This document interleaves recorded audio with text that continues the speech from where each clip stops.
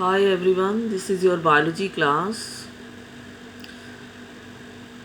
In this video, I'm going to discuss the concept of law of segregation, that is the Mendel's second law, which was given by Mendel on the basis of monohybrid cross. On the basis of monohybrid cross, Mendel has given two principles, that is the principle of dominance and the principle of segregation. In our previous video, we discussed the concept of principle of dominance. Here I am going to discuss the concept of principle of segregation or law of segregation.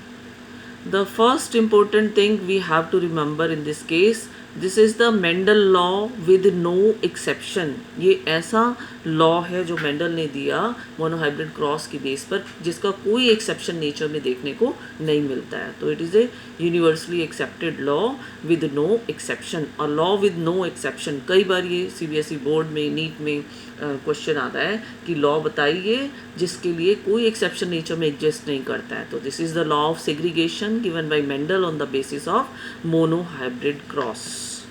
Monohybrid cross की base पर Mendel ने second principle जो inheritance का दिया है, that is known as the law of segregation.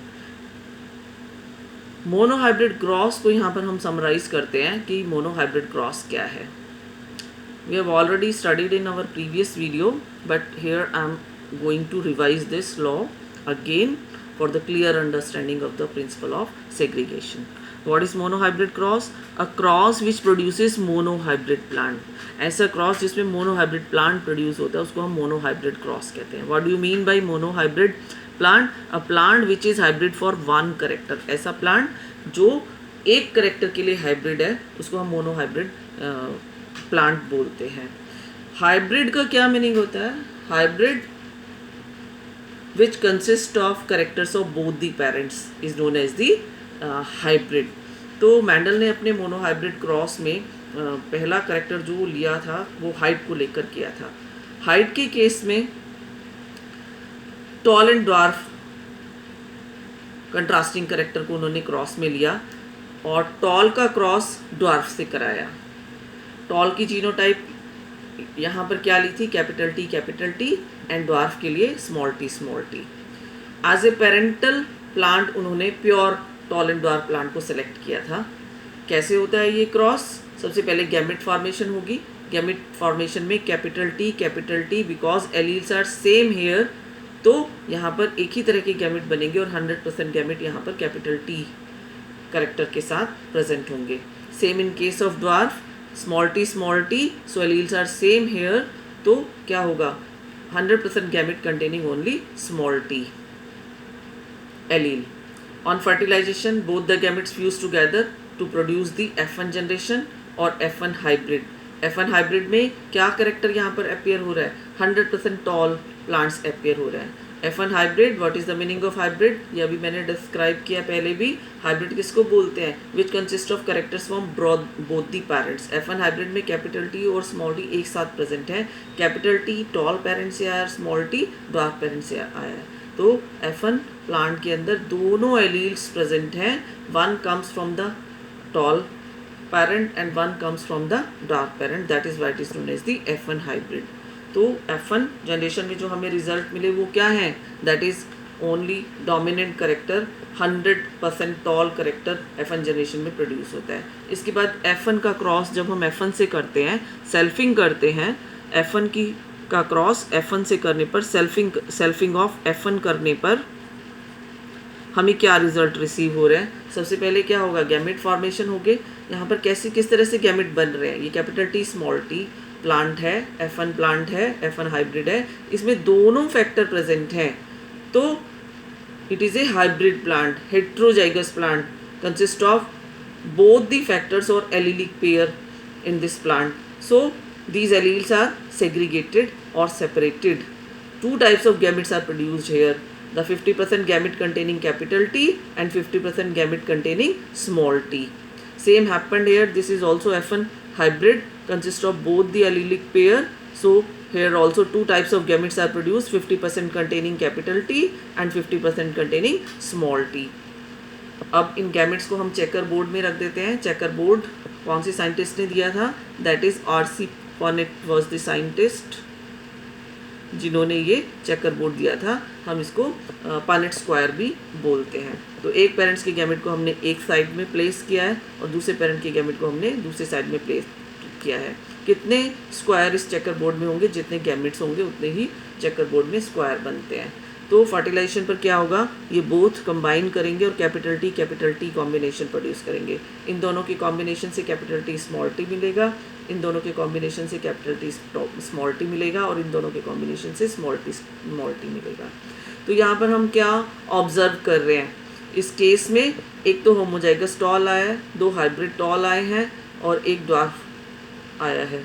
तो इसमें अगर हम फिनोटिपिक रेशो को देखें तो क्या रेशो आ जाती है, 3:1 आ जाती है। तो F2 जनरेशन में क्या हम ऑब्जर्व कर रहे हैं, both the character that is tall and dwarf appear in the ratio of 3:1।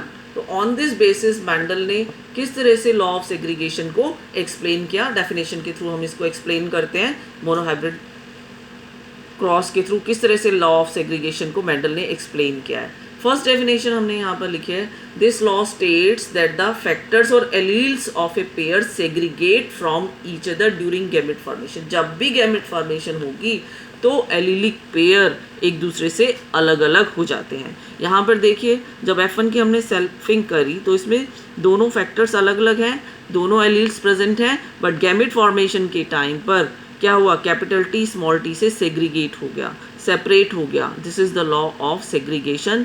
जब भी गैमेट फॉर्मेशन किसी डिप्लॉयड ऑर्गेनिज्म में होती है तो दोनों फैक्टर्स अलग अलग हो जाते हैं। It means the gamete consist of only one of the factor of allelic pair of their parental plant. Parental plant के एलीलिक पेयर का सिर्फ एक ही फैक्टर एक गैमेट के अंदर रिसीव होगा। सो यहाँ पर क्या हुआ, 2 types of gametes are produces, one gamete consists of only capital T and the other consists of small t. So this is the law of segregation which is given by Mendel on the basis of monohybrid cross कि जब भी gamete formation होगा तो क्या होगा, gamete receives only one factor of their alternative forms of a gene present in their parental plant. जब भी gamete formation होगा किसी भी डिप्लॉयड ऑर्गेनिज्म में तो क्या होगा, जो फैक्टर का पेयर है वो सेग्रीगेट हो जाएगा। सेग्रीगेट का क्या मीनिंग है, सेपरेट हो जाएगा और गैमेट सिर्फ एक ही कैरेक्टर को रिसीव करेगा। और इस क्रॉस में हमें, इस लॉ में हमें क्या याद रखना है, दे डू नॉट शो ब्लेंडिंग्स।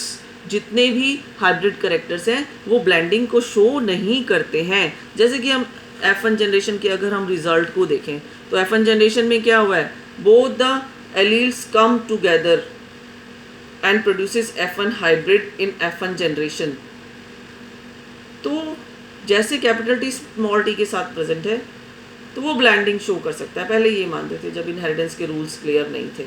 अब ब्लेंडिंग क्या होती है, ब्लेंडिंग हम इस तरह से अगर हम समझें, जैसे ब्लैक कलर है, ब्लैक को वाइट के साथ मिक्स करते हैं तो क्या होगा, ग्रे कलर अपीयर होगा।